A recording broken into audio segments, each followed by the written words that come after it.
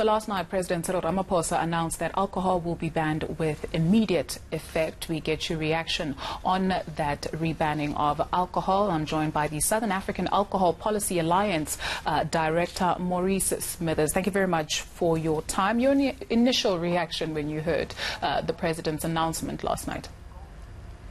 Well, we had been in engagement with the presidency and the National Coronavirus Council on the issue, and we knew that something was coming, that either there was going to be a ban or there were going to be a tightening of restrictions. I think we were somewhat surprised that another ban was imposed because of the economic considerations, which we thought that they would take more into account on this occasion. But we're very happy that they've taken some kind of step to deal with the alcohol crisis because of the impact on hospitals and the impact on the spreading of the virus. Right. You say you were surprised that another ban was imposed. Curious to find out, in terms of retailers, had they any prior knowledge, or just like the rest of South Africans, they found out last night that, well, today no alcohol will be sold? Our sense is that they were worried that there was going to be a ban or that there was going to be increased restrictions, and they were trying to negotiate with government, as we were, I suppose, from civil society's side, to try and get across their viewpoint. And I think that they were arguing that a ban was not going to be a good idea, and that there should be space for negotiation around ways of reducing alcohol harm. But I think they were surprised as well. And I think what was interesting about this particular ban is that it was immediate. If you remember, on the 25th when was it? March, such a long time ago.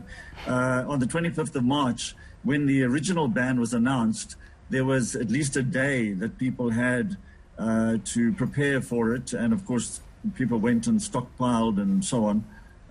On this occasion, not at all. The last time people could buy alcohol was last Thursday, and last night and today would have been the next opening day, and basically nothing. So I think that probably everybody in the country is quite surprised by the fact that there's another ban, and also by how it was done.